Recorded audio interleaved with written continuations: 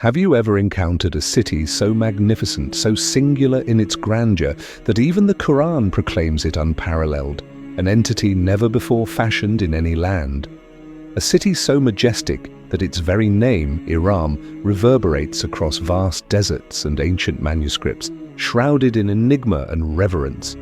This was no ordinary settlement. It was an architectural marvel, a bastion of opulence, a civilization that soared with pride, only to be ultimately engulfed by the relentless sands of time. Referenced in Surah Al-A'raf, Iram is depicted as a realm adorned with lofty pillars and towering edifices unmatched by any other. These pillars transcended mere structural function. They embodied unparalleled power, audacity, and human hubris. But what befell this resplendent city? Why does it linger solely in sacred whispers and scattered remnants buried beneath the Arabian dunes? The Quran provides only a glimpse, yet its message resonates deeply, stirring the soul of any who hear it. Iram stands as a testament, a cautionary enigma of power, defiance, and divine retribution. Like all narratives within the Quran, its lessons endure, serving as an eternal beacon and solemn warning. To truly grasp the essence of Iram, we must first understand its inhabitants, the tribe of Ad. Far from ordinary desert nomads, the Ad were a formidable people, dominant, prosperous, and resilient, residing in southern Arabia, near the legendary Rub al-Khali, the empty quarter, a vast and forbidding expanse even to today's explorers. The Quran repeatedly emphasizes their might, blessed with abundant resources, lush gardens, flowing springs, and expansive lands. They carved majestic dwellings from mountains and erected towers that pierced the heavens. Their technological and architectural prowess was revolutionary for their era. Such strength bred arrogance. They regarded themselves as invincible, immune to natural laws and beyond divine accountability. But their power extended beyond the physical. It was entrenched in spiritual conceit. This pride blinded them to their own erosion. They beheld only their grandeur, monuments, sprawling cities, unchallenged dominion, and in this self-delusion lost their ethical bearings. They oppressed, exploited, and revolted against the very principles that once elevated them. Idolatry replaced true worship. Self-glorification eclipsed humility. They forgot the ultimate source of their strength. In response, Allah, in infinite mercy, dispatched Prophet Hud, one of their own, raised amidst them, fluent in their tongue and culture. Hud's mission was not destruction, but gentle admonition, to call them back to justice, humility, and submission to the one true God. He sought neither wealth nor dominion, only their spiritual revival. Yet pride proved a formidable barrier. The people of Ad dismissed Hud's counsel with scorn. They mocked his warnings, their confidence swelling as they gazed upon their towering pillars, proclaiming, "Who is mightier than us?" Their downfall was not precipitated by war or famine, but by spiritual blindness. They failed to perceive their blessings as trials, their power as a divine trust rather than an entitlement. Iram, this city of towering pillars, the desert's radiant gem, became the emblem of their delusion. With each passing day, as their wealth and defiance intensified, they ignored every warning, rejected every summons, thereby sealing their destiny. The saga of Iram transcends ancient scripture. It is a mirror reflecting the fate of civilizations that forsake their creator and place trust in their own strength rather than in the one who shaped them from dust. Should the ruins of Ad still lie hidden beneath the sands, they stand as silent sentinels, echoes of a time when human pride soared too high, only to plummet catastrophically. As we delve into this forgotten kingdom, a critical question emerges. How close are we to becoming the next Iram? Among the people of Ad, a man was chosen, not a stranger, not an outsider, but one. From within their own lineage emerged a man named Hud, a prophet sent by Allah, whose mission was rooted not in destruction, but in compassion and mercy. Hud understood the pride that coursed through his people's veins. Raised amidst their towering pillars and magnificent fortresses, he had witnessed their caravans laden with gold and spices, observed their rituals before lifeless idols, and sensed the heavy cloak of arrogance that enveloped them like the relentless desert heat. Yet despite this, Hud approached them with unwavering patience, gentleness, and profound concern. He stood resolutely before kings, elders, merchants, and laborers alike, delivering an unvarnished truth. They had forgotten the singular sovereignty of one God, the rightful owner of all power and dominion. Their strength, wealth, and sprawling cities were transient blessings, neither tokens of divine approval nor guarantees of permanence, but tests of character and faith. Hud did not seek material riches nor political power. His message was simple, direct, and transformative. Worship Allah alone, forsake your idols, and return to justice, humility, and righteousness. For the people of Ad, however, these words were affronts. How dare one question their gods, traditions, and legacy? They had forged their civilization with their own hands. Was that not the ultimate testament to their greatness? They scoffed, "Who is greater than us in power?" Their towers pierced the sky, their voices thundered through the valleys. Against such an empire, Hud was but a solitary figure. Yet Hud was undeterred. He carried a truth more formidable than their stones and mightier than their armies. Time and again he warned them, not only of impending punishment, but of the erosion of their very essence, their purity, humility, and spiritual connection. He reminded them of the fallen nations before them, whose pride led to ruin, their grand monuments reduced to dust. Hud implored them to open their hearts. But the hearts of the arrogant are like sealed gates, bolted shut from within. The more he called, the more entrenched they became. They branded him mad, possessed, deluded, a deceiver. They turned their backs and celebrated defiance as triumph. Hud's presence became a vexation, a persistent reminder of their moral collapse. Yet he remained steadfast. Every rejection was met with renewed resolve, every insult met with prayer. He embodied divine mercy in flesh and spirit, not merely a harbinger of doom, but a beacon guiding them toward redemption. But they perceived peace as weakness. They clung to their prosperity as eternal. Their idols of stone were nearer to their hearts than the truth Hud conveyed. Their city, Iram, was more treasured than their souls. So they dismissed the signs. When rain ceased and drought ensued, they called it chance. When the desert winds shifted in strange patterns, they labeled it a desert song. When warned of a formidable punishment, they challenged the heavens, "Bring it forth. Let your God strike us down if he exists." This was no longer ignorance, it was willful defiance. They had been granted the opportunity to reflect, the warnings were clear, and the messenger was one of their own. No justification remained. Their rejection was not only of Hud, but of the very concept of accountability. The once proud city of pillars had become a monument to hubris, a civilization deified and waging war on humility itself. And so the winds fell silent, cold and expectant. The skies over Iram held their breath. Hud had fulfilled his mission. Mercy's time had passed. What remained was the justice they had invited with their own disdainful words. Even in these final moments, Hud stood among them, his heart heavy, not for his own fate but for their obstinate blindness. For a people so near to greatness, yet lost in the illusion of their own making, what followed would not merely erase their names from the earth. It would, their story was indelibly inscribed within the Qur'an, a timeless admonition for all who traverse the perilous path of pride. The demise of Iram began subtly, almost imperceptibly, like a whisper across the endless sands. The radiant skies above Iram, once bathed in brilliant sunlight and warmth, gradually darkened, enveloped in an eerie stillness. The desert winds, once gentle and familiar companions, grew unnervingly silent, as if poised in anticipation of an event monumental and divine. The people of Ad, steeped in arrogance and disbelief, paid no heed. Some even laughed, accustomed as they were to mocking Hud's warnings, which had long since become a source of derision rather than dread. But the silence was not a harbinger of peace. It was the ominous calm before an unprecedented storm. Then it came, a wind unlike any ever witnessed on earth.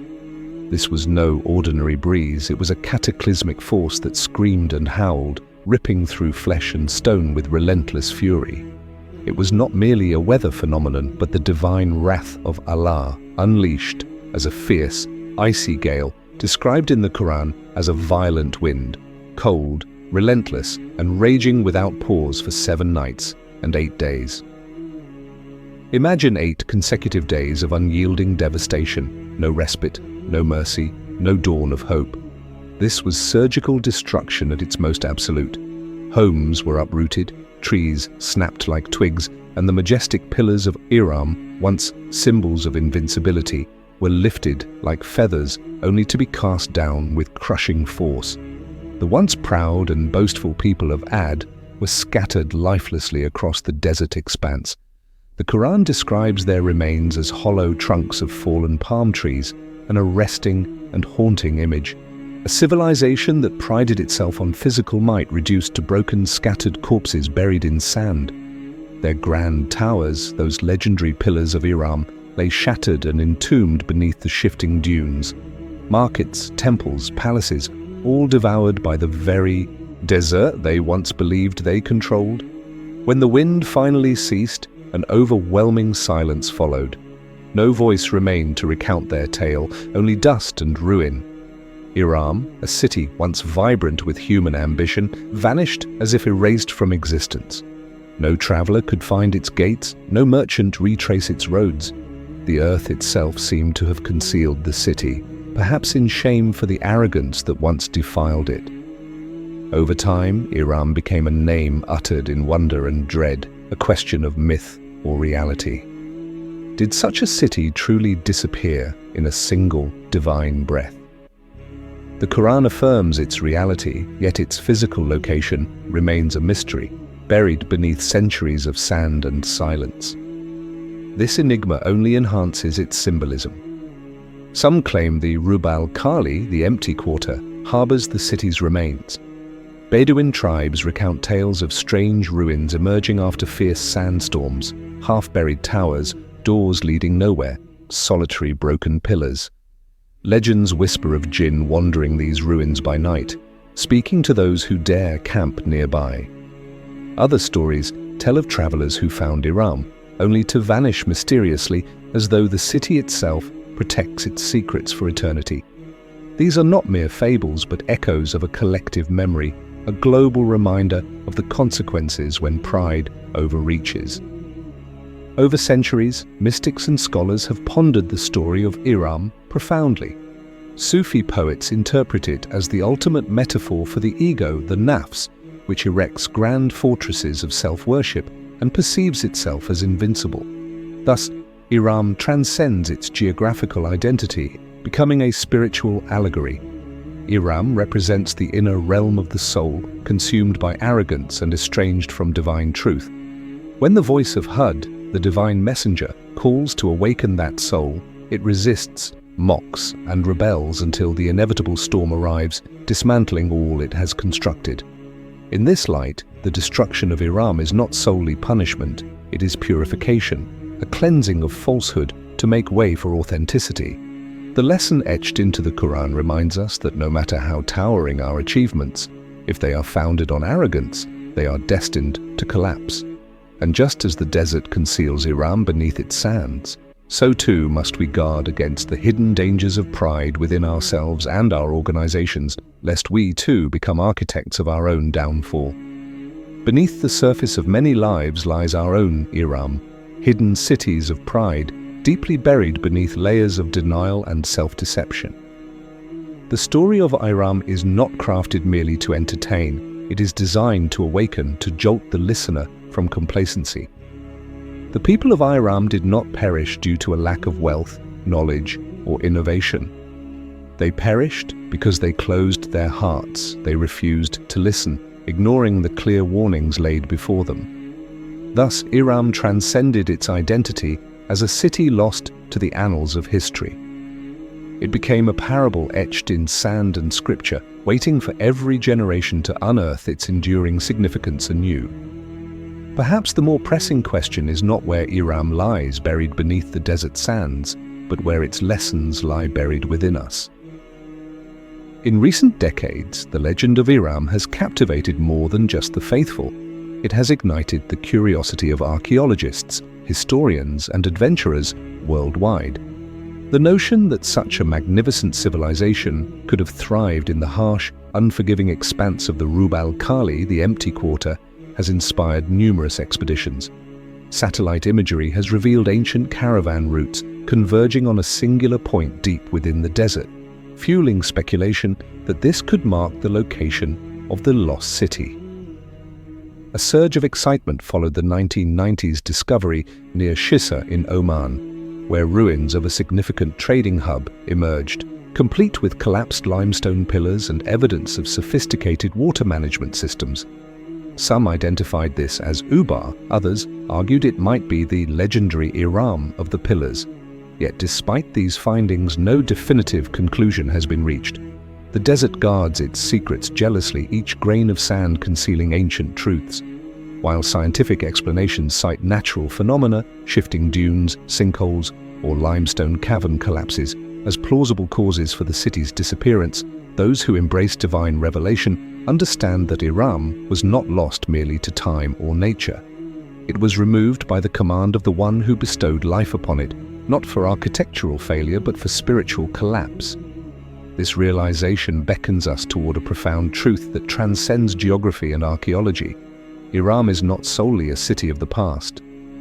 It symbolizes every nation, empire, and individual who constructs greatness without gratitude, who ascends without humility, and who thrives while forgetting the ultimate source of all provision. The towering pillars of Iram embodied both its pride and its downfall. They symbolized strength, yet also delusion.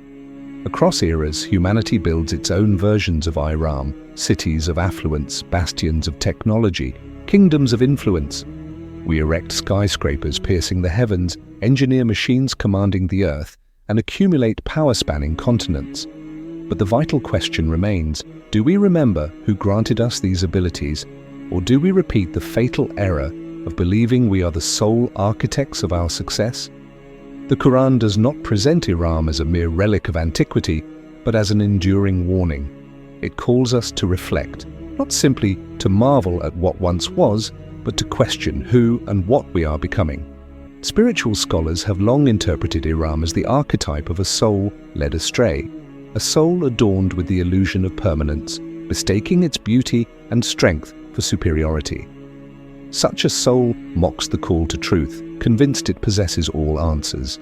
It builds inner pillars of ego, erects towers of obstinance, and fortifies itself with walls of pride. Yet when the inevitable storm arrives, whether in this life or beyond, those walls crumble. Like Iram, the soul that rejects divine guidance collapses under the weight of its own arrogance. However, within this cautionary tale lies profound hope. The story of Iram is not one of condemnation, but of awakening. It teaches us that no matter how far a people or an individual may have strayed, the call of Hud will always come. The voice of truth will always precede the storm. It is never too late to listen, to return, and to rebuild, not with stone or steel, but with sincerity, humility, and renewed faith.